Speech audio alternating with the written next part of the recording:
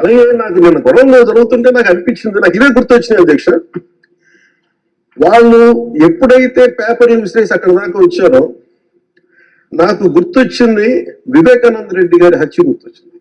ప్రజావేదికని కూల్చిన విధానాన్ని గుర్తొచ్చింది అధ్యక్ష. 200 పైచిలకు ఆలయాలని విధ్వంసం గుర్తొచ్చింది అధ్యక్ష. డాక్టర్ సుధాకర్ గారు చనిపోయిన విధానం గుర్తొచ్చింది అధ్యక్ష. జంగారెడ్డి కల్తీ సారాలో చనిపోయిన చావులు గుర్తొచ్చినాయి అధ్యక్ష. రివర్స్ టెండరింగ్ గుర్తొచ్చింది అధ్యక్ష. పాలసీ టెర్రరిజం గుర్తొచ్చింది అధ్యక్ష. స్వయం మీ మీద జరిగిన టార్చర్, దాడులు, ఇబ్బంది పెట్టిన విధానం గుర్తొచ్చింది అధ్యక్ష. అబ్యూజ్ ఆన్ విమెన్ గుర్తొచ్చింది అధ్యక్ష. మన కళ్ళ ముందు వీళ్ళు విధ్వంసం తెలియజేస్తాం.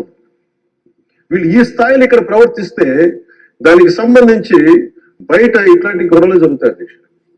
ఇది మారాలి అని చెప్పి మనం మాట్లాడితే ప్రజలు ఇంత అత్యధిక బలంతో మనం ఇక్కడ నుంచోబెట్టారు.